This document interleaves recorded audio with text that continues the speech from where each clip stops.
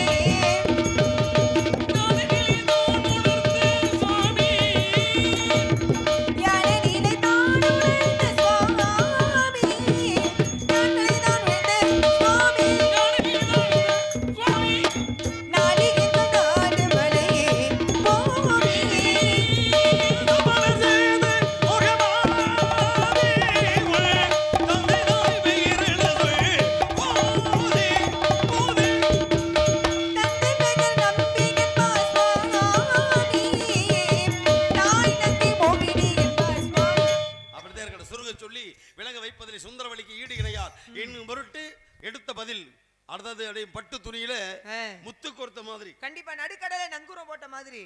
பட்டு துணியில முத்து கோர்த்தா நல்லா தான் இருக்கும். கேக்குற கேள்வினா ஒரு வக்கர் கடம். சரி. இல்ல இப்ப கேளுங்கள் தரப்படும். தட்டுங்கள் திறக்கப்படும். தேடுங்கள் கிடைக்கும். நாங்க கேட்டனு கொடுத்தவன் யாரு? கர்ணே. கேட்காம கொடுத்தவன் பாரிவல்லன். செத்தும் கொடுத்தவன் சீதக்கார். கொய்து கொடுத்தவன் குமணவல்லன். எத்தனை பேர் கொடுத்திருக்கேன்? ஆமா. இன்னைக்கு நான் கேக்குறேன், நீங்க கொடுக்கணும். நீங்க கேட்டு நான் கொடுப்பேன். சரி. நான் கேட்டா நீங்களும் கொடுக்கணும்.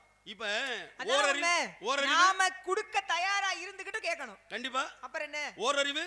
ஓரறிவு மரம் செடி கொடிகள். ஈரறிவு புழு பூச்சிகளுக்கு. மூன்றறிவு நீரில் வாழக்கூடிய உயிரினங்களுக்கு. நான்கறிவு பறவைகளுக்கு. ஐந்தறிவு மிருகங்களுக்கு. ஆறாவது அறிவு. ஆறறிவு மனிதர்களுக்கு. எதற்கு ஆறாவது அறிவு? பகுத்தறிவு.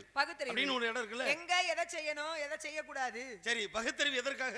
பகுத்தறிவை பகுத்து ஆராய்ச்சி செய்து பார்ப்பதற்காக. ஏனென்ற கேள்வி கேட்காமல் வாழ்க்கையே கிடையாது. கேள்வி கேட்பது பகுத்தறிவை வளர்த்துக் கொள்வதற்காக. எப்பொருள் எத்தன்மையாயினும் அப்பொருள் மெய்ப்பொருள் காண்பதே அறிவுன்னார்.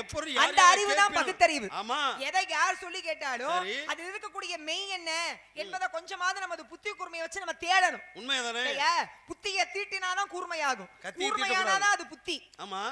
கத்தி தீட்ட கூடாது, புத்தியத்தை தீட்டணும். அதான் புத்தி ஞானத்தின் வடிவம் வேல் அப்படின்னு ஏன் வச்சாங்க? வேல் எப்படி அகன்று கூர்மையாக இருக்கிறதோ அதுபோல புத்தி ஞானம் என்பது அகலமா இருக்கணும், ஆழமாக இருக்கணும், கூர்மையாக இருக்கணுமா? ஆக ஆழ்ந்து அகன்று கூழ்ந்து. ஆமா, அதனால ஆழ்ந்து அகன்ற நுண்ணியனேன்னு பாடுறாரு திருவாசகத்துல. இருக்கட்டும். சரி. இப்ப புத்தி சொல்வது 3 வகை புத்தி இருக்கு. கற்பூர புத்தி, கரி புத்தி, கதறி புத்தி. சரி. நீங்க கற்பூரமா கரியா கதலியா? நீங்க எது சிறந்ததுங்கறிய? நான் எதையோ சொல்லுவேன். நீங்க எதையோ சொல்றதெல்லாம் மத்த இடத்துல சொல்லணும். நான் கேட்டா இருங்க. யாருகிட்ட இருங்க, என்ன பேசுறோம்? இருங்கன்றதுல தப்பு இல்லையே. இருங்கனா கொஞ்சம் இருங்க. அதட்டி சொல்ல கூடாதுல. இருங்க சாமி. இருங்க. அப்படி இல்ல. நான் எதையும் சொல்லுவேன்ற மாதிரி உங்க பேச்சுல திமிர் இருந்தா என் பேச்செல்லாம் சும்மாவே திமிராதான் இருக்கும். அப்புறம் எப்படி பேசுவேன் நான்? நான் கேட்டதுக்கு நீ பதில் சொல்லிட்டு கற்பூர புத்தி, கதலி புத்தி. கைன்னு வெச்சு. அடுத்து என்ன சொன்னீங்க? கற்பூர புத்தி, கதலி புத்தி, வாழைமட்டை புத்தி. கதலி புத்தி தான் வாழைமட்டை புத்தி, கரி புத்தி. 3 புத்தி சொன்னீங்க. சரி. 3ல எது சிறந்தன்னு என்ன கேக்குறீங்க? நான் உங்களை கேக்குறேன், நீங்க எதை நினைக்கிறீங்கன்னு கேக்குறேன். அப்ப என்ன சொல்லணும்? எதையாவது ஒண்ணு சொல்லணும். அதை விட்டு நான் எதையும் சொல்வேன், எதை எப்படி சொல்வீங்க? நல்லா கேக்குங்க. என்ன? நான் எது சிறந்ததுன்னு கேட்கல. சரி. இந்த 3 வகை புத்தியில நீங்க எந்த நிலையில இருக்கீங்க? அப்ப சிறந்தது எதுவோ அதானே நான் இருக்கு. யாருமே எதை தேர்ந்தெடுப்பாங்க? இருங்க, புத்திசாலித்தனமா பேசணும்னு பேசக்கூடாது. அப்புறம் சிறந்ததுன்னு கேட்கலைன்னா சிறந்தது எதை அதைத்தான் தேர்ந்தெடுப்பாங்க. அப்படி கிடையாது. அப்ப சிறந்தது எதுனால நான் தேர்ந்தெடுப்பேன். நல்ல ஒரு புத்திசாலி சிறந்ததை தான் தேர்ந்தெடுப்பான். வாழைப்பழம் இருக்கு. சரி. வாழைப்பழத்துல பழம் இருக்கு, உள்ள வெளிப்புறம் தோல் இருக்கு. ஒரு மனிதன் வாழைப்பழத்தை எடுத்தா தோலை சாப்பிடுவானா பழத்தை சாப்பிடுவானா? வாழைப்பழத்தை தானே. ஆமாம். நல்லா நீங்க படிச்சாலு சொல்லுங்க, விவரமான ஆளு. ஆனா மருந்துக்கு வாழைப்பழ தோல் பயன்படுத்தி தெரியுமா? அது வேற. சரி. நீங்க கேட்டக்க நீங்க அதை சொல்லல. என்ன காரணம்னா இது யதார்த்தமான விஷயம். பாரதத்துல கிருஷ்ணனாகப்பட்டவன் தூது சொல்வதுக்கு போனான். போகும் பொழுது அப்படியே இந்த துரோணர், அதாவது துரியோதனுடைய மாளிகையில் பூரா ஒருத்தனா இருக்கிற அறைகள்ல கடைசியா தாண்டி விதுரனுடைய குடில் அங்க போயிட்டார். போன உடனே ராஜாங்க விஷயத்தை ஒரு செய்தியை கொடுப்பதற்காக விதுரை வெளியே போயாச்சு. விதுரனுடைய மனைவி மட்டும் இருக்காங்க. அப்ப கிருஷ்ணன் போய் போற உடனே அத்தாடி அண்ணன் வந்துட்டாங்களேன்னு சொல்லி அந்த அம்மா என்ன பண்ணாங்க, வருவதற்கு நேரம் கொஞ்சம் பொறுங்கன்னா வெளியே இருக்கிற வந்துருவாங்க அப்படி சொல்லிக்கிட்டே இருக்கும் பொழுது இந்த அம்மா என்ன பண்ணாங்க தெரியுமா? வாழைப்பழத்தை உரித்து சொலையப்புறம் வச்சுவிட்டு தோலை கொடுத்துக்கிட்டே இருந்தா கண்ணனுக்கு. உண்மைதானே? சொல்றீங்க உண்மைதான் என்ன கேக்குறீங்க? நீங்க என்ன கேக்குறது உங்களுக்கே வந்து சந்தேகமா இருக்கா நீங்க அப்படி பேசுறது? கிடையாது. நீங்க படித்தால் சொல்றீங்க பேசி இல்லையா? முடிங்க. அப்ப நீங்க சொன்ன மாதிரி தோல் இருக்க சொலை முழுக்கும் ஆளு அதை புரிஞ்சுக்கத்தான் கொடுத்திருக்கிற மூளை அப்படின்னு ஒரு பாடல் கூட புலகத்தை நல்லா புரிஞ்சுக்கணும். தூங்காதே தம்பி தூங்காத திரைப்பட பாடல்ல தோல் இருக்க சொலை முழுங்க ஆளுனா 2 வித அர்த்தம் இருக்கு. எப்படி வேலிய பயிர் மெஞ்ச கதையா தோல் இருக்கும் உள்ள தொலை முழுக்கிட்டு போயிருவேன் அப்படின்னா வேலி இருக்கும் பயிர் வந்து எப்படி மெஞ்சிட்டு போற அந்த மாதிரி இன்று அன்று தோலை ஆகப்பட்டதை விட்டு சுளையத்தானே சாப்பிடுவேன். ஆனால் சுளையை விட்டு விட்டு தோலை மட்டும் கொடுத்தா யாரு அண்ணன் கிருஷ்ணனுக்காக அப்படின்னா என்ன எல்லோரும் உள்ளே இருக்கக்கூடிய அந்த சுளை என்று சொல்லக்கூடிய பழத்தை சாப்பிட விரும்பாக அதை எதிர்பார்ப்பு. ஆனால் அதை பாதுகாக்கக்கூடியது தோல். அந்த தோளாக இருந்து நீ எங்களை எப்படியாவது காப்பாற்றி ஆகணும் பண்ணா அப்படின்றத இந்த வாழைப்பழத்தை வச்சு கிருஷ்ணனுக்கே உணர்த்தினான் ஒரு பெண்ணு. கிருஷ்ணனுக்கே உணர்த்தினான் யாரு விதருடைய மனைவி. அப்ப காரணம் என்ன இந்த இடத்துல நாம புத்தியை பயன்படுத்தக்கூடிய விதத்தை பொறுத்ததே இருக்கு. அப்படின்னா நீங்க கேட்டீங்க கற்பூர பத்தியா கறி பத்தியா கதிரி பத்தியா நான் கேட்ட உடனே நீங்க எதை சொல்றீங்கன்னு சொன்னீங்க. இப்போ ஒன்றும் கிடையாது பட்டுன்னு நீங்க சொன்ன ஒரு பதில் சொல்லலாம். கற்பூரம் அப்படின்னு உடனே பக்குன்னு பிடிச்சிக்கிறோமா நான் சொன்னதை வச்சு நீ உடனே பிடிச்சிக்கிட்டா இதுக்கு பேர் கற்பூர பத்தி அப்படி சிறப்பா சொல்ல நீ எதிர்பார்க்கறீங்க. சரி இல்ல பிறகு கற்பூர பத்திங்கிறது எப்படி சரி சிறப்புன்றீங்க நீங்க? கற்பூரம் எவ்வளவு சீக்கிரமா பத்திக்கிறோமோ அவ்வளவு சீக்கிரம் அணைஞ்சு போயிடும் சொல்றேன். சரி கதலி அப்படிங்கிறது பிடிக்கவே பிடிக்காது. ஆனா கரிபுத்தி அப்படி இல்ல கால தாமதமாக பிடித்தாலும் நின்று வந்து எரியும். நீங்க சொன்னீங்கல்ல விதுரருடைய மனைவி அப்படின்னு விதுரருக்கு மனைவி உண்டு அப்படிங்கறதுலயும் மனைவி பேர் என்னங்கிறதுக்கும் ஆதாரபூர்வமாக மகாபாரதத்துல இடம் இல்லை. மனைவி இருக்கா அப்படின்றதுக்கு ஆதாரபூர்வமா இடமே இல்லை. ஏன்னா கிருஷ்ணர் போய் விதுரருடைய குடியில தங்கும் பொழுது விதுரர் குடியில தங்கினார் விதுரர் தான் பாத்துக்கிட்டாருன்ற மாதிரி தான் கதையே சொல்லப்பட்டிருக்கு. விதுரருக்கு ஆதாரபூர்வமாக மனைவி உண்டு என்பதற்கு பெரிதாக இதுவரைக்கும் பாரதம் பேசப்படவில்லை. ஆனா நீங்க சொல்லி இருக்கீங்க சொல்லுங்க. ஆக சில விஷயங்கள் எல்லாம் ஆராய்ச்சி பண்ணாம அது உண்மையா இல்லையா அப்படின்ற தெளிவு இல்லாம அதை பத்தி நான் எப்பொழுதுமே பேச மாட்டேன். நதிமூல ரிஷிமூல பார்க்க கூடாது. இல்ல அப்படி இல்ல சிலதுக்கு ஆதாரம் வேணும். எப்பொருள் யார் யார் வாய் கேட்பினும் அப்பொருள் மெய்ப்பொருள் காண்பது அறிவு. எதை யார் சொல்லி கேட்டாலும் அதில் இருக்க மெய் என்ன ஆராய்ச்சி பண்ணணும்ல. கற்க கசடர கற்றவை கற்றபின் நிற்க அதற்கத்தக படிக்கணும். பிழை இல்லாமல் படிக்கணும். மாசர கற்றுக்கொள்ள வேண்டும். அதன் பிறகு படித்த நெறிமுறையோடு வாழ பழகிக்கணும். அதுதானே உண்மை. வாங்க அப்ப நீங்க என்ன சொல்ல வரீங்க? நற்றாமரை குளத்திலே நல்ல சம்பந்தா போல் கற்றாரை கற்றார் காமுருவர் காமுருகா முருகாமுருகத மாத்தி முருகா முருகா முருகான் வரும். மரா மரான்றத மாத்தி ராமா ராமா ராமான் வரும். வாசி வாசின்றத மாத்தி சிவா சிவா சிவான் வரும். தாசி தாசின்றத மாத்தி சீதா சீதா சீதான் வரும். ஒரு அரமும் மோதனா கிண்ணறமாக இருக்கும். ஒரு தேங்காயும் கல்லு மோதனா தேங்காயில கல்லு மோதினாலும் கல்லுல தேங்காய் மோதினாலும் தேங்காய் தான் உடையும். முள்ளுல சேலை பட்டாலும் சரி சேலையில முள்ளு பட்டாலும் சரி கிளிகிறது சேலை. ஏன்னா தமிழை பொறுத்த வரைக்கும் ரொம்ப அற்புதமான மொழி உங்களுக்கு தெரியாது இல்ல தெரியுமில்லையா? இல்ல நீங்க சமஸ்கிருதம் படிச்சவர் ஆனா நான் அப்படி இல்ல தமிழை மட்டும் முழுமையாக கற்ற உணர்ந்தவர். என்ன செந்தமிழ் நாட்டு தமிழ்ச்சி எல்லா மொழியும் தெரிஞ்சிருக்கணும். அதனாலதான் எல்லா மொழிகளும் தெரிந்து கொண்டதால யாமறிந்த மொழிகளிலே தமிழ் மொழி போல் இனிதாவது எங்கும் காண பேசலாம் அப்படின்னு பாடுறார் பைந்தமிழ் தேர்ப்பாகன் பாரதி. தமிழ்ல வந்து இல்லாத நூலே கிடையாது. தமிழ்ல இன்னைக்கு இருக்கக்கூடிய ஒவ்வொரு அறிவியலும் அன்றைக்கே தமிழ்ல ஆன்மீகத்துல வந்ததுதான். எந்த மாற்று கருத்தும் கிடையாது. அதனால சாகும் போதும் தமிழ் படித்து சாக வேண்டும் என்ற சாம்பலும் தமிழ் மணந்து வேக வேண்டும் பாடுற. தமிழ் படித்தேனே தமிழ் படித்தேனே குடிக்க முடியுமா? தேனை போன்ற இனிமையான மொழி எதுனா தமிழ். அதத்தான் தமிழுக்கும் அமுதென்று பேர். அந்த தமிழ் இன்ப தமிழ் எங்கள் உயிருக்கு நேர். பாத்தீங்களா? ஒரு தமிழை பேசுவதற்கு முதல்ல என்ன வேணும் நீங்க நினைக்கிறீங்க? எப்படிமா தமிழை பேசுற ஒரு மொழியை பேச எது முக்கியம்? முதல்ல மொழி அறிவு முக்கியம். இல்ல மொழி அறிவு சரி அறிவு அறிஞ்சுக்கிட்டோம்னு வச்சுக்கோங்க. ஒரு மொழியை கற்றுக்கொள்கிறோம். ஒரு மொழியை பேச எது தேவை? அடிப்படையாக அடிப்படை கல்விதான். இல்லங்க கல்வி சரி படிச்சிட்டோம் எல்லாம் சரி. ஒரு மொழியை பிழை இல்லாமல் பேசுவதற்கு எது தேவை? இலக்கணம். இலக்கணம். அப்ப இலக்கணம் என்பது என்ன? அந்த பிழை இல்லாமல் அப்படினு வரும்போது அந்த இலக்கணத்தை பயன்படுத்த முடியும். ஒரு மொழியை பிழை இல்லாமல் பேச எழுத துணை செய்யக்கூடிய கருவிதான் இலக்கணம். அது தமிழ்ல மட்டுமல்ல ஆங்கிலத்துல கூட அது கிராமர் சொல்றாங்க. எல்லா மொழிகளுக்குமே இலக்கணம் அதான் ஏஇஐஓயு வவல்ஸ் சொல்றாங்க இல்லையா? இப்படி தான் சொல்லுவாங்க. ஏன்னா எல்லாம் நீங்க சொல்ற மாதிரி அடிப்படை சூத்திரம் இல்லாம எதுவும் அமையாது. கல்விக்கு சூத்திரம் இருக்கணும்ல. அது மாதிரி நீங்க சொல்றீங்க இலக்கணம் தேவை. இந்த இலக்கணத்தை அடிப்படையாக தான் எழுத்து சொல் பொருள் யாப்பு அணி முதல்ல 5ல தொடங்கி இந்த 5ம் கிளை கிளைகளாக பிரிஞ்சு அவ்வளவு விஷயங்களை நமக்கு தமிழ் கொடுத்துரும் இல்லையா? இப்ப வந்து தமிழ்ல ஒரே பொருள் போடுற மாதிரி 2 இருக்கு. இப்ப மாலைன்னு சொல்றோம். கழுத்துல போடுறது மாலை தான். மாலை பொழுதுக்கும் மாலைன்னு தான் பேர். இது மாதிரி வேற என்ன இருக்கு? உண்மைதான். இதழ் அப்படிங்கிறோம். ஆமா. உதட்டுக்கு இதழ்னு தான் பேரு. நாலு இதழ், வார இதழ்னு பேரு. இதழ் தான். நூல்ன்றோம். கோர்க்கிறது நூலுதான். சரி. படிக்கிற புத்தகத்துக்கு பேரு நூலுதான். அதானே உண்மை. படிங்கிறோம். படிக்கட்டுக்கும் படின்னு தான் பேரு. படிக்கிறதுக்கும் படின்னு தான் பேரு. அளக்கிறதுக்கும் படின்னு தான் பேரு. நிறைய சொற்கள் இருக்கு. அப்ப ஒரே சொல்படி ஒரே ஒரு சொல்லில் இத்தனை பொருள் உண்டு அப்படின்றதுக்கு நிறைய இருக்கு. இதுலதான் பிரித்து எதை எழுதணும், சேர்த்து எதை எழுதணும் அப்படின்னு இருக்கு. இப்ப நாள் கூட்டல் கல்லுன்னு எழுதுறோம். சேர்த்தா எப்படி சொல்லுவீங்க? எப்படி எப்படி எப்படி? நாள் கூட்டல் கல் அப்படின்றோம். நாட்கள். நாட்கள் நல்லா தெளிவா சொல்லணும். நாள் கூட்டல் கல்லுன்றதை எழுதி பிரிச்சு எழுதிட்டோம். இப்ப நாள் கூட்டல் கல். இத சேர்த்தா எப்படி சொல்லுவாங்க? நாட்கள்னு சொல்லுவாங்க. நாட்களுக்கு இட்டு போடுவாங்களா? ஆமா. என்ன நீங்க தான் சொன்னீங்க இப்ப பிழை இல்லாம பேசணும்ங்கறீங்க, எழுதணும்ங்கறீங்க. சரி. நாட்கள்னு எப்படி போடலாம்? அது எப்படி எழுதணும்? சரி. ஆமா. நகர வரிசை, நகர வரிசை, தகர வரிசைன்னு இருக்கு. சரி. அப்படி வரும் பொழுது எந்த சொல்லுக்கு முன்னாலே வந்து நகரத்தை போடணும், இட் என்று சொல்ல தகரத்தை போடணும் என்ற அப்படி வரமுறை இருக்கு இல்லையா? அப்ப முள் கூட்டல் கல்லுன்னு இருக்கு. முள்ளா கிடக்குப்பா. நிறைய முள்ளு இருந்துச்சுன்னா பன்மை சேர்க்கணும், கல் சேர்க்கணும். அப்ப முள் கூட்டல் கல்லுனா சேர்த்தா எப்படி போடுவீங்க? அதே முட்கள். முட்கள். சரி.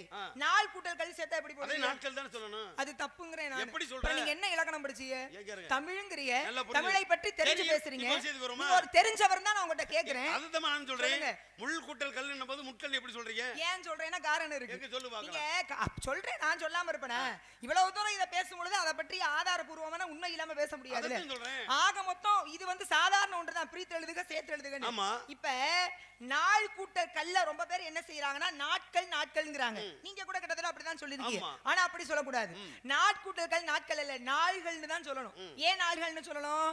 நாள்னு துவங்குறதுல நானா வந்திருக்கலையா, அது வந்து நெடில், குறில் கிடையாது. நெடில் வந்து கல் பன்மை சேர்ந்தா நாள்கள்னு வரணுமே தவிர நாட்கள்னு வரக்கூடாது. இப்ப முட்கள்ல வந்து மூணா வந்து குறில் தான். மூணா இல்ல, வெறும் மூணா குறில். குறில் வர்ற இடங்கள்ல நாம கல்லை பயன்படுத்தும் போது இட்டு போட்டுக்கலாம். ஆனா நெடில் வந்தது அப்படின்னா அங்க இட்டை பயன்படுத்தாம நாள்கள் தான் போடணுமா. இந்த மாதிரி தமிழ் இலக்கணத்துக்குள்ள நுழைஞ்சிட்டோம்னா ஒவ்வொரு பகுதிக்கும் ஒவ்வொரு சிறப்புகள் இருக்கு. அதுக்கு பெரிய கடல். தமிழ் இருக்கக்கூடிய மொழிகள்லயே அதிக நீண்ட இலக்கணத்தை கொண்டது. உண்மை அதுதானே. தமிழுக்கு சங்கம் வைத்து எங்க வளர்த்தாங்க? 3 சங்கமும் நம்ம நாட்டுல நடந்தது. பாண்டிய நாட்டுல. பாண்டிய நாட்டுல தான். முதற் சங்கம், இடைச்சங்கம், கடைச்சங்கம். முதல்ல சங்கம் வைத்திருந்த நமக்கு பெருவள நாடு என்று கடற்கோளால் அழிந்து விட்டது. நமது லெமூரியா கண்டம் மட்டும் அழியலைனா இன்னைக்கு உலகம் எங்கும் தமிழர்களினுடைய ஆட்சி அதிகமாக இருந்திருக்கும். அதுதான் உண்மை. இந்த பண்பாட்டுல இருந்து எல்லாமே தமிழர்கள் கொண்டு வந்தது. அதுதான் அறிவாளிக்கு எத்தனை வழி? 3 வழி. அறிவாளிக்கு முட்டாளுக்கு எத்தனை வழி? 2 வழி. முட்டாளுக்கு எத்தனை வழி? 1 வழி. அப்ப அறிவாளி யோசிக்கும் பொழுது 3 வழியா யோசிப்பான். அறிவாளி முட்டாளி யோசிச்சா 2 பக்கம் தான் யோசிப்பான். ஆனா முட்டாளி யோசிச்சா ஒரே வழி ஆயிரும். ஏன்னா அவங்க 2 பேருமே முட்டாள். ஏன்னா இவனும் சொல்லி அவன் அதை சொல்லி முட்டிக்கிடுவேன். அதான் கற்கை நன்றே பிச்சை புகினும் கற்கை நன்றே என்றான். பிச்சை எடுக்கிறது தவறுனாங்க. ஆனா படிச்சா கூட பரவாயில்ல, பிச்சை எடுத்தாலும் பரவாயில்ல, படிக்கலாம்னு இருக்காங்க. ஏற்பது இகழ்ச்சின்னு சொன்னா அவைதான் பிச்சை எடுத்தா படிக்கலாம். ஏற்பது இகழ்ச்சி தான். ஆமா. ஏற்பதுன்னா என்ன? யாசகம் கேட்பது. சரி. அடுத்தவன் கையெழுது இகழ்ச்சி தான். ஆனா எதற்காக நீ எடுக்கலாம் அப்படினாலும் படிக்கிற கிடக்க தப்பு இல்லடா. கண்டிப்பா. ஆக கல்வி கரையில கசடற மொழிதல், கற்பவர் நாட்சில. படிக்கிறது குறைவு, படிக்கிறதுக்கு வந்து நிறைய இருக்கு. ஆனா படிக்க கூட ஆயுள் பத்தாது, ஆயுட்காலம் பத்தாது. அதான் உண்மை. அதனாலதான் இன்னும் கலைவாணி என்ன செய்யறாளா? கையில ஓலைச்சுவடி வச்சிருக்கா, முத்து மாலை வச்சிருக்கா, வீணை வச்சிருக்கா, தலையிலே பிறை சூடி இருக்கா. பிறை யாருடைய தலையில எல்லாம் இருக்கு? சந்திரனுடைய பிறை அல்லவா, சிவன் இருக்கு இல்லையா, சிவபெருமானுடைய. எல்லாரும் கால்ல விழுந்தவன மடியில தூக்கி வச்சுக்குவாங்க. ஆனா நம்மால என்ன பண்ணிட்டாரு? தலையில தூக்கி வச்சாரு. அதனால அவரை பித்தான்னு பாடுனாங்களாம். பிறைசூடி பெருமானை அருளாளாயின்னு பாடுனாங்க. ஆக கால்ல விழுந்தவன மடியில வைக்கலாம், கால்ல விழுந்த சந்திரனை தூக்கி தலையில வச்சுக்கிட்டு சந்திரசேகர பெருமானாக இருக்கு. இந்த உலகத்துல நெற்றிக்கண்ணா யாருக்கு இருக்கு? நெற்றிக்கண் சிவனுக்கு தான். சிவபெருமானுக்கு நெற்றிக்கண் உண்டு. சிவபெருமானுடைய நெற்றிக்கண் அப்படின்னு எடுத்துக்கிட்டாலே அதற்கு நிறைய சிறப்பு இருக்கு. இதுவரைக்கும் நெற்றிக்கண் அப்படின்னா எத்தனை முறை திறந்திருக்காரு? இதுவரைக்கும் இல்ல, நெற்றிக்கண்ணை எத்தனை முறை திறந்திருக்காருன்னு கேக்குறேன். 6 முறை திறந்திருக்காரு. எதற்கு? எங்கங்க? நீண்ட சொன்னா கதைகள் பெருசா போயிடும். சரி. ஆனா சுருங்க சொல்லி விளக்க வைக்கிறேன். எப்படியா சொல்லிருங்க. 6 முறை நெற்றிக்கண்ணை திறந்திருக்கிறான். சரி. இதோட நான் முடியல. 6 முறை இதுவரைக்கும் நெற்றிக்கண்ணை திறந்திருக்காரு சிவபெருமான். நீங்க சொல்லிட்டீங்க. அப்ப 6 என்னன்னு உங்களுக்கு தெரிஞ்சிருக்கணும். கண்டிப்பா. அப்ப தெரிஞ்ச கேள்வி உங்கள்ட்ட கேட்க கூடாது. உங்களை மாட்டி விடுற மாதிரி ஏதாவது கேள்வி கேட்கணும். இப்ப சிவனை வணங்க அடியார்கள் எத்தனை பேரு? 63 நாயன்மார்கள். 63 நாயன்மார்கள். இந்த 63 நாயன்மார்களை கொண்ட ஒரு புராணம் என்ன புராணம்? எப்படி? பெரிய புராணம். பெரிய புராணம் அதுக்கு மட்டும் தான் பெரிய புராணம்னு பேரு. ஆமா ஆமா. மத்ததுக்கெல்லாம் அத அதனுடைய பேரை வச்சிருக்காங்க. கதைகள் சிறுசா இருக்கு, ஆனா பெருசு புராணம் பெருசு. ஏன்னா மூர்த்தி சிறுசா இருந்தாலும் கீர்த்தி பெருசு இல்லையா? நான் உங்கள்ட்ட புராணத்தையும் சொல்லிட்டேன், 63 பேரோட கதைன்னு சொல்லிட்டேன். இப்ப இதுல இருந்து தான் கேள்வி கேட்க போறேன்றதையும் சொல்லிட்டேன். சொல்லுங்க. இத நீங்க முழுமையாக கற்று உணர்ந்தவரா இருந்தா இந்த கேள்விக்கு உங்களுக்கு பதில் கேளுங்க. ஒரு முளை கோவண துணிக்காக தன்னுடைய குடும்பத்திலே தராசத்துல ஒருத்தன் நிறுத்துறான். பெரும் கோவண துணிக்கு. கோவணமும் கோடி பேரும், அந்த ஆண்டியோட கோவணம் தண்டாயுதபாணி முருகனுடைய கோபுரம். நான் என்ன கேக்குறேன், ஒரு முளை கோவண துணிக்காக 63 நாயன்மார்கள்ல தன்னுடைய குடும்பத்தையே தராசுல நிப்பாட்டினவன் யாரு? ஒரு மன்னன் இருக்கான். சரி. ஒரு மன்னன் ஆகப்பட்டவன், அவனுடைய பட்டத்து யானை ஒரு தவறு செய்யுது. சரி. அந்த யானையை கொன்றுறான். சரி. யானையை கொண்டவன அரசன் ரீதியில இவன் நினைச்ச தண்டனை கொடுக்கலாம். இல்ல தண்டனை தான் கொடுக்கணும், பட்டத்து யானையை கொண்டா கொல்லதானே உண்மை. ஆமா. ஆனா யானையை கொண்டவனை கொல்லாம மண்ணை கொண்டு தனக்குத்தானே தற்கொலை பண்ணி செத்தானே அவன் யாரு? பாருங்க, கேள்வி அர்த்தமர்த்தமா இருக்கணும். அப்ப உங்க என்னங்கண்ணா எப்படி நீங்க கேட்கும்போது கேள்வி, இப்ப நான் கேட்கும்போது கேள்வி தெரியும். நான் கேள்வி நான் சொன்னதுல நியாயம் உண்டு. எங்க நான் இங்க நல்லா புரிஞ்சுக்கலாம். சொல்லுங்க. நீங்க கேட்கறதுக்கு 63 நாயன்மார்கள் வரலாதுன்னு சொல்றீங்க. ஆமா. இதை நான் கொஞ்சம் இளைமறை காய்மறை சொல்லியிருக்கேன், முடிஞ்சா கண்டுபிடிங்க. ஏங்க 63 பேத்துல முதல்ல இந்த கதையை தேடணும், நம்ம அந்த அளவுக்கு படிச்சிருக்கோம். அந்த அளவுக்கு அப்ப தெரிஞ்சாதானே சொல்ல முடியும். அதனால தான் உங்ககிட்ட என்ன பண்ணிட்டேன், அதனால தான் இந்த இடத்துல கேளுங்க தவப்படுத்த சொல்லி நீங்க கேட்டா தருவேன் நம்பிக்கை எனக்கு வந்துருச்சு. வாங்க, என்ன நம்பிக்கை வேணும்? தவத்திற்கு ஒருவர், தமிழுக்கு இருவர், குணத்திற்கு மூவர், சபத்திற்கு நால்வர், சகலத்துக்கு ஐவர், சுவைகள் 6, கிரகங்கள் 9, 7ன்னு கூட சொல்லலாம். 7 எப்போ 9 ஆச்சு? 7 முதல்ல 7 இருந்துச்சு. சரி. அப்புறம் ஒருத்தன் 2 பேரா மாறி 2 பேர் 7ல சேர்ந்து 9 ஆயிருச்சு.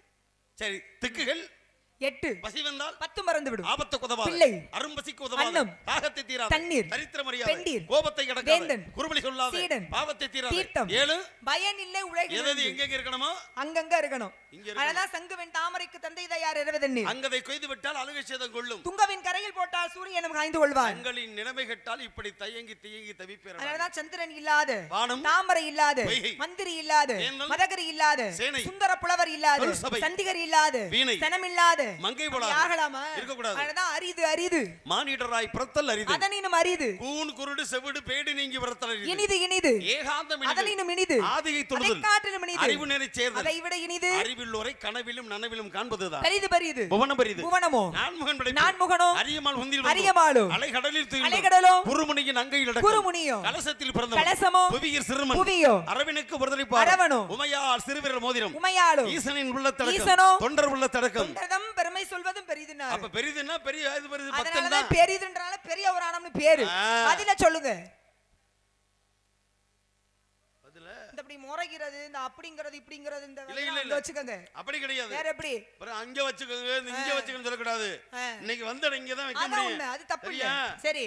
கோபப்படுறதுல குணம் இருக்கு. இல்ல கோபம் இருக்கணும். அந்த கோபம் அறிவை அழிக்கக்கூடிய கோபமா இருக்க கூடாது. பெருமாள் நல்ல பெருமாள், திருநாளும் நல்ல திருநாள். பெருமாள் வேற வந்து முறைச்சா ஒரு நியாயம் கிடக்கு. பெருமாள் பேரன். ஆமா. இது என்னது மஞ்ச குளிச்சுக்கிறது இப்படி?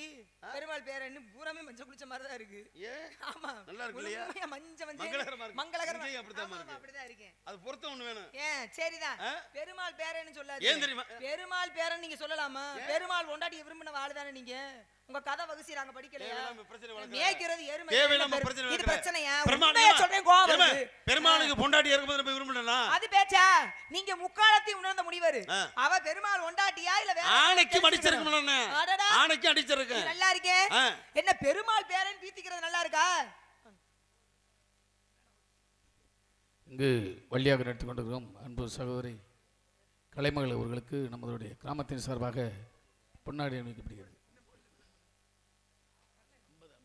ஆக பெருமாள் பெருமாள் திருநாள் உள்ள திருநாள் ஏன் சொல்றேன் அப்படின்னா, சுருங்கமா சொல்லுவோம், கேட்ட விஷயத்துக்கு வருவோம். அதாவது ஒரு கோவண துணிக்காக தன் குடும்பத்தையே தராசு தட்டில் வச்சு நிறுத்தவையான ஒரு கேள்வி ஒன்று வச்சுட்டீங்க இருந்தான். மாபெரும் சிவபக்தன், வரக்கூடிய சிவனடியாருக்கு அன்றாடம் அமுதளிப்பது அவனுடைய கடமை. இவன் புருஷ அஜய் பொண்டாட்டி ஆகப்பட்டவன் சமைச்சு தயாராக வச்சுட்டா, அடியவர்கள் சாப்பாடு போண்டு. வழக்கமாக 10 பரதேசிகளும் அடியவர்கள் வருவாங்களே அப்படின்னு பார்த்தா இன்னைக்கு ஒருத்தி கூட வரல. பொண்டாட்டி கேட்குறா, என்னன்னாதா வழக்கமாக அடியவர் வருவாங்க, இன்னைக்கு ஒருத்தரை கூட காணுமே, எப்படியாவது ஒருத்தர் கூப்பிட்டாங்க, அவங்களுக்கு அடியவருக்கு அமுதம் அளிக்காமல் நம்ம சாப்பிட மாட்டோமே, இது உங்களுக்கு தெரியாதா அப்படின்னு சாப்பாடு தயார் இருக்கு வர சொல்லுங்க சொல்லும் பொழுது இவன் நேரம் போனார். ஊருக்கு வெளியில் சத்திரம் ஜாவடி இருக்கு இல்லையா, அங்கே ஒரு சாமியார் ஒரு அடியவர் படுத்திருந்தார். அவரை நேரம் கூப்பிட்டாரு, ஐயா வாங்க எங்கள் வீட்டுக்கு சாப்பிட வாங்கன்னு. அவரும் பசியில் 10 பேர் நான் சொந்தமாக சமைக்க போகிறேன், குடும்ப குட்டிகள் தானே, துறவிகள் தானே. அப்போ நேராக சரிங்கய்யா, நான் குளிச்சு சாமி கும்பிடாமல் சாப்பிட்றதில்ல, ஒரு மாதிரி மலைமேகமாக இருக்குது, இந்தாங்க இந்த துணி பொட்டணத்தை கொண்டு போய், அதாவது இல்லை என்னுடைய உடைமாற்று கோவணங்கள் இருக்குது, நீ என்ன செய்றீங்க, என்கிட்ட இருக்கிறத 1க்கு 2 கோவணம் துணியதேன், இப்போ நான் நிறுத்திருக்கேன், நான் வந்து மாத்திரைக்கு இருக்குது, இதை கொண்டு வீட்டில் பத்திரமா வச்சுருங்க, நான் நேராக ஆற்றுல போய் குளிச்சு விட்டு சாமி கும்பிட்டு வந்துடுறியான்ட்டார். போனார், ஆற்றுல குடிச்சாரு, பிள்ளையார கும்பிட்டாரு, நேராக வீட்டுக்கு வந்தார். வந்தவுடனே அதுக்குள்ள மடம் பிடிச்சி அடிச்சிருச்சு, இடி மின்னலோட திடீர்னு. ஏன்னா மலை எப்போ நம்ம சொல்ல முடியாது இல்லையா, மலை பேர் மகா ஈசனை அறிய முடியாது.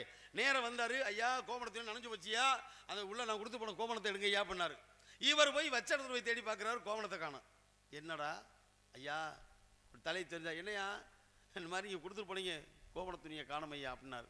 என்னப்பா விளையாடுற, நீ எவ்வளோ பெரிய ஆள், ஊருக்கெல்லாம் சாப்பாடு பெரிய குடும்பம், ஏன் கோமணத்தை போய் வச்சுக்கிட்டு காண இல்லைன்னு இப்படி சொல்லலாமா அப்படின்ன பொழுது, இல்லையா உண்மையிலேயே காணுங்கய்யா அப்படின்னாரு. நல்லா போய் தேடி பாருங்க, பொண்டாட்டி முடிச்சு வீட பூரா அலசி தேடி பார்த்தா ஒரு பக்கம் இல்லை, நேராக பட்டு பீதாம்பரம் நல்ல செங்காயப்பட்டு மாதிரி சட்டை கட்டி இப்போ இடத்துல தூக்கிட்டு வந்து, ஐயா இதை கட்டிக்கங்கய்யா அப்படின்னாரு. நான் துறவியா, நான் பட்டாடை எடுத்து கொடுத்து பகுமானம் பார்க்க நான் மன்னனா இல்லை உங்களை போல குடும்பஸ்தனா, நான் ஒரு சாமியார் பைய, எனக்கு என் கோண துணி இருந்தால் போதும் கொண்டையான்றான். இல்லை 2 பேருக்கு வாதாட்டமாகுது, சரி இப்போதுக்கு என்ன செய்யலாம் அப்படின் பொழுது, நேரம் இந்த கோவணத்துக்கு துணையாக, அதாவது துலாக்கோல் தராசம் கொண்டு வா, என் கோவண துணி வைக்கிற ஒரு தட்டில் இந்த கோவண துணிக்கு இணையாக எப்பொழுது தட்டு சமமாகுதோ அப்போ நான் ஏற்றுக்கிறேன்டார். நேரம் போன தன்னுடைய வீட்டில் இருக்கக்கூடிய காசு பணம் கட்டுறது பூரா கொண்டாந்து வச்சான், கோவண துணி எந்திரிக்கவே இல்லை. அடுத்து பொண்டாட்டி நகை நட்ட பூரா கொண்டாந்து வச்சான், வைக்கல. வீடு பத்திரம் கத்திரம் சாச்சோட்டு சாமாங்கமே அத்தனை வச்சு போட்டேன், கோவணம் கொஞ்சம் கூட எந்திரிக்கலை. ஐயா எனக்குன்னு உடமைப்பட்ட அத்தனையும் தட்டில் வச்சுட்டேன், உங்கள் கோவண துணி கொஞ்சம் கூட எந்திரிக்கலை, இதுக்கு நான் என்ன செய்யறது, வேற வழியே இல்லை. இன்னும் மீதி இருக்கிறது நான், என் மனைவி, என் பிள்ளை 3 பேர் தான், எங்களுக்கு இதை விட்டா வேற வழி இல்லையா. அப்படியா, நீ உன் மனைவி உன் பிள்ளை 3 பேர் ஏறி தராசு தட்டில் உட்காருங்க பாப்பினாரு. இந்த 3 பேர் ஏறி தராசு தட்டில் உட்கார இந்த பக்கம் இருந்த கோவண துணி சமமாகிருச்சு. அப்பதான் சிவபெருமான் காட்சி கொடுத்தான். ஒரு இறைவனாகப்பட்ட ஒரு பக்திமானை, ஒரு படியவர்களை சோதிப்பதற்கு அந்த சிவபெருமான் காட்சி கொடுத்து கருணை கொண்டான். அப்படி இறைவனை சோதிப்பதற்கு வந்ததா சிவனடியாராக வந்தானே, அப்படி வந்தவனுக்கு தன்னுடைய குடும்பத்தை இத்தனையும் உள்ள சொத்தை வச்சு குடும்பத்தையே தராசு விரிச்சவத்தை யார் தெரியுமா, அவன்தான் தராசு தட்டிலே அமர்ந்து நீதியை எடுத்திருத்தினால் அவனுக்கு பெயர் அமர்நீதி நாயனார். 63 நாயன்மார்கள் அமர்நீதி நாயனார் ஒருத்தர் இருக்காரு. அவர் தான் ஒரு கோவணத்துறைக்காக தன் குடும்பத்தையே தராசத்தில் வச்சு நிறுத்து அன்று சிவனடி அடியவர் சேர்ந்தவர். சரியா, நாயன்மார்கள் 63 நிறைய தியாகம் பண்ணி, நிறைய இழந்து, நிறைய சோதனைக்கு பிறகு அந்த இடத்தை பிடிச்சிருக்காங்க. சிவனுக்கு தொண்டு செய்யற அடியவர்களுக்கு தொண்டு செஞ்சாங்க. சிவனுக்கு தொண்டு செய்யறது ஒரு வகைனா, சிவனை வணங்குற அடியார்களை வணங்குறது இன்னொரு வகை பக்தி. அது மாதிரி நீங்க கேட்டது, மனிதர் உண்டு, மனிதருள் தெய்வம் உண்டு, மனிதர் மாணிக்கம் உண்டு, மனிதருள் சில மிருகங்கள் உண்டு. கண்டிப்பா கேட்ட கேள்விக்கு நான் பதில் சொன்னேன். நான் கேட்ட பதில் இல்லையா, நீங்க சொன்ன மாதிரி மனிதர்ல மனிதனாக வந்தார் திருவள்ளுவர், மனிதருள் தெய்வமாக வந்தார் ஸ்ரீராமர், மனிதருள் மிருகமாக வந்தார் ஆஞ்சநேய பெருமான், மனிதருள் மாணிக்கமாக வந்தார் வள்ளலார் ராமலிங்கடிகளார். அது போல இங்க மனிதராக வாழ்ந்து எல்லாரும் பக்திமானாக சிறந்தார்கள் நாயன்மார்கள். அந்த கதையில நீங்க கேட்கறது 2 நாயன்மார்கள் சேர்ந்து வர்ற ஒரு கதை, 2 அடியார்கள் சேர்ந்து இருக்கிற கதை. 2 அடியார்கள் சேர்ந்தது, 3 அடியார்கள் சேர்ந்த கதையெல்லாம் நிறைய இருக்கு இதுல நமது பெரிய புராணத்துல. அப்ப அந்த மாதிரி இதுல இங்க என்ன அதிசயம் நடக்குது அப்படின்னா, கரூர் தேவர், அதாவது கரூர் சித்தர் வாழ்ந்த இடம் அது. அந்த கரூர்ல பாருங்க புகழ்ச்சோழன் ஒரு மன்னன். இந்த மன்னனினுடைய பட்டத்து யானை இது என்ன செய்யுது அப்படின்னா, இதுக்கு இவரை சொல்றதுக்கு முன்னாடி இன்னொருத்தர் சொல்லணும். அவர் பேரு எரிபத்த நாயனார்னு பேரு. எரிபத்தர்னா என்ன பொருள் தெரியுமா, யாரெல்லாம் சிவனை வணங்குற அடியார்களுக்கு, சிவத்தில நெற்றியில திருநீரிட்டவர்களுக்கு யாரெல்லாம் இடர் செய்யறாங்களோ, துன்பம் பண்றாங்களோ, அவங்களை யாரெல்லாம் வந்து இழிவா நடத்துறாங்களோ, அவங்களை எல்லாம் கையில பரசுன்னு ஒரு ஆயுதம் வச்சிருப்பார் கோடாரி, அதை விட்டு எரிஞ்சே அவங்களை வந்து கொன்றுவார். அதனால அவருக்கு எரிபத்தர்னு பேர். இந்த எரிபத்த நாயனார் வாழ்ற அந்த மண்ணுல சிவனடியார்களை யாரும் துன்புறுத்தவே மாட்டார். அப்படி இருக்கும் பொழுது கரூர்ல இருக்கிற பசுபதீஸ்வரர் கோயில் சிவனுடைய ஆலயம். அந்த சிவனுடைய ஆலயத்துல பாருங்க, அந்த சிவன் ஆலயத்துல எப்பொழுதுமே இறைவனுக்கு மலர் கொண்டு போய் கொடுப்பதற்காக சிவகாமி ஆண்டார்னு ஒரு வயது முதிர்ந்த பெரியவர், பூ கூட நிறைய பூவை பறிச்சுக்கிட்டு தினமும் அவருக்கு வேலை இருந்தேன், பூவை பறிக்க கொண்டு போய் சிவனுக்கு அபிஷேகம் அர்ச்சனை பண்ணேன்னு அதிகாலையில் அப்படி பூவை பறிச்சுட்டு பூக்கடையில கொண்டு வந்துகிட்டு இருக்காரு. அப்ப பாருங்க, நாட்டு மன்னன் புகழ்ச்சோழனினுடைய பட்டத்து யானைய கூட காவலாளிகள் யானை பாகன் எல்லாம் சேர்ந்து கொண்டு போய் அங்க ஓடுற அமராவதின்ற நதியில நீராடி குளிக்க வச்சு அப்படி கூட்டிட்டு வந்துட்டு இருக்காங்க. வரும்பொழுது பாருங்க, யானைக்கு உடம்பில் ஏற்பட்ட சில உபாதையின் காரணமாக மதம் பிடிச்சிருது. மதம் பிடித்த யானை தான் என்ன செய்வதென்றே தெரியாம எல்லாரையும் உதறி தள்ளிட்டு பயங்கரமா மதம் பிடிச்சு ஓடுது. இந்த ஓடுன யானை என்ன பண்ணிருச்சு, இந்த சிவனுடைய ஆலயத்துக்கு ஒருத்தர் பூ கொண்டு போனார்ல கூடையில, அவரை பிடிச்சி ஒரே தள்ளு. அவர் போய் அந்த பக்கமா பூக்கூடையோட விழுந்துட்டார். பூவெல்லாம் சிந்தி போச்சு, காயம் உடம்பெல்லாம் எந்திரிச்சு அப்படியே வருத்தப்பட்டுட்டு, அவருக்கு என்ன வருத்தம், தான் கீழே விழுந்ததை நினைத்து வருத்தப்படல, அவர் இறைவனுக்கு கொண்டு போக அர்ச்சிக்க இருந்த மலர்கள் கீழே விழுந்து விட்டதேன்னு வருத்தப்படுறாரு. இந்த காட்சியை அறிவத்த நாயனார் பார்த்துட்டார். அவர் தான் சிவபக்தர்களுக்கு யாரு ஏதாவது இடர் செஞ்சாலும் விட மாட்டாரு. பார்த்தாரு, கையில வச்சிருக்கிற கோடாரியை வச்சு பட்டத்து யானையும் கூட பார்க்காம யானை மேல எரிஞ்சாரு. யானை செத்து போச்சு. யானையை கொல்ல அவர் முற்படும் பொழுது எதிர்க்க வந்த கூட இருந்தவர்கள் எல்லாரையும் கொண்டுட்டார். கிட்டத்தட்ட 4-5 பேரையும் கொண்டு யானையும் கொண்டு இப்படி ஒரு சம்பவம் ரத்த வெள்ளமா பரவி அப்படியே அந்த இடத்துல கிடக்கு. இப்ப இந்த செய்தி மன்னனுக்கு போகுது. மன்னன் வந்து பாக்குறாரு, யானையை கொண்டு இத்தனையும் கொண்டது யாருன்னு விசாரிக்கிறாரு. கடைசியில் உண்மை தெரியுது. அப்ப என்ன பண்றாரு, ஒரு மன்னன் என்ன பண்ணி இருக்கணும், பட்டத்து யானையை 4 பேரையும் கொண்டவனை கொண்டிருக்கணுமா இல்லையா? அப்ப மன்னர் என்ன செஞ்சாரா, ஒரு சிவனடியாருக்கு துன்பம் இழைக்கக்கூடிய அளவுக்கு இந்த யானையை வளர்த்தது நான் தானே, அப்ப நான் தாயா இருக்கக்கூடாது, ஏன்னா அவர் அதை காட்டுல சிவபக்தர், நான் தாயா இனிமேல் இருக்கக்கூடாது அப்படின்னு தன்னுடைய உடைவாளை எடுத்து தான் கழுத்துல வச்சுக்கிட்டு தானே இறப்பதற்கு முற்பட்டாரா. அப்படி முற்பட்ட மன்னன் புகழ்ச்சோழ மன்னன். ஆக அதற்கு வழிகாட்டியாக விளங்க நாயனார் எரிபத்த நாயனார். இது பெரிய புராணத்துல வரக்கூடிய கதை. இதான் நீங்க கேட்ட கேள்விக்கு பதில். வாங்க. ஆக மன்னன் எவழியோ மக்கள் எவழி. கண்டிப்பா. ஏன்னா ஒரு நாட்டை ஆளக்கூடிய மன்னன் சரிதான் மக்கள் சரியா இருப்பாங்க. அதுக்கு எடுத்துக்காட்டாக புகழ்ச்சோழ மன்னன். சரி, இருப்பினும் இருப்பதை கொண்டு சிறப்பு செயல்படுவார். காற்றுள்ள போது தூத்திக்கிறணும், கதவு இருக்க சாத்திக்கிறணும், பருவம் இருக்கிற பாதுகாப்பா இருக்கணும், தண்ணீர் வேணும், இரண்டு வீட்டுக்கு வெளிச்சம் வேணும், ஒரு பருவமடைந்த பெண், பருவமடைந்த பெண்ணுக்கு ஒழுக்கமும் பாதுகாப்பும் தேவை. அதே பருவமடைந்த உனக்கு ஒரு அழகான ஒரு மாப்பிள்ளை பாட்டு வந்திருக்கு. மாப்பிள்ளையா? ஆமா. திருமணத்திற்கு இப்பொழுது என்ன அவசரம்? அவசரம் கிடையாது, அவசியம். அவசியம். பருவத்தில் பயிர் பருவம் தவறுனா உருவம் மாறி போயிடும். சரி, இருக்கட்டும். ஏன்னா ஆடிப்பட்டம் தேடி விதைக்கணும். சரி, அப்பதான் அமோக விளைச்சல் கிடைக்கும். பருவத்தையும் உருவத்தையும் வந்து சரியான வகையில் பயன்படுத்தினா பேரின்பத்தை நாடணும். பட்டம் தவறு நட்டமாயிரும் இல்லையா? சரி, அதனால உனக்கான பார்த்த மாப்பிள்ளை ஏறணுமா? கந்தன், கடம்பள், கார்த்திகேயன், குமரன், குகன், குருபரன், சண்முகன், சடாச்சரன், சேவர், கொடியலகன், பழனி மாமலை முருகன், அவனே உனக்கு புருஷன். நிம்மதியே போச்சு. ஏன் நல்லா தான் போய் இருந்துச்சு. என்ன முருகான்ற பேரை எனக்கு புருஷன்னு சொன்னோன்னா அதிர்ச்சியா இருக்கு எனக்கு. என்ன அதிர்ச்சி இருக்கு? சாமி, நான் தினமும் உனக்கு தெய்வத்தை எனக்கு மாப்பிளையா பாட்டு வந்திருக்கீங்க. பூலோகத்துல எப்படி பொருந்தும்? ஏமா ஆண்டவனே புருஷன் சொல்லி சந்தோஷம் வைமா. இல்ல சுவாமி, அவனை விட்டா வேற யாரும் கிடையாது. வேற ஒருவரும் இல்லை. மேதி நிகழும் தொம்ப வேற ஒருவரும் இல்லை. வேற ஒருவரும் இல்லை. மேதி நிகழும் தொம்ப அது வகை பிரமாணம் சொந்தமா வந்தேன். என்ன சுவாமி, முருகனை மாப்பிளையா பாட்டு வந்துட்டு நான் வேற ஒருவரும் இல்லைனா இல்லாட்டி போறாங்க. இப்படியே இருந்துட்டு போறேன். அப்படி கிடையாது. என்ன பருவதவன வேற மாதிரி அவையார் இல்லையா? இல்லையா அந்த அம்மா? இருக்கலாம். அப்புறம் என்ன? அவையார் நிலை வேறு, உன் நிலை வேறு. சரி, இருக்கட்டும். வந்துட்டார் பொய்யான தப்ப வேடம் புனைந்து வந்தவரே.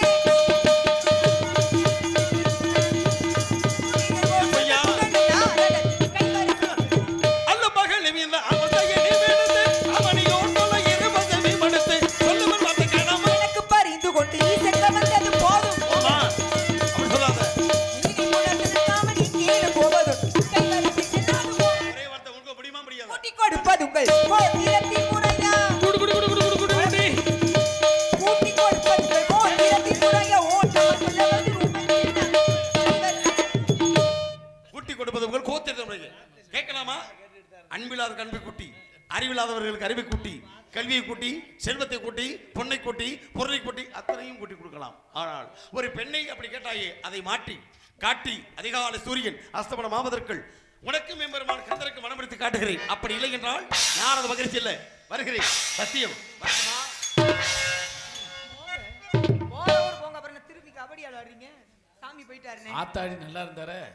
நெளிவுக்கு வந்ததுக்கு அவன் நெளிவுக்கு சாமி போயிருக்காரு. ஆத்தாடி நல்லா இருந்தாருமா சாமிய மொட்டையா போயிட்டு இருந்தவனு சாமி கந்தசாமியை சந்திக்க போயிருக்காரு. வரட்டும் முருகா, சீக்கிரமாக இந்த வெள்ளியை உமக்கு சொந்தமாக்கி கொள்ள வேண்டும் விரைவா. எல்லாம் தூங்கலை, யாரும் எல்லாரும் முடிச்சுதான் இருக்கீங்க.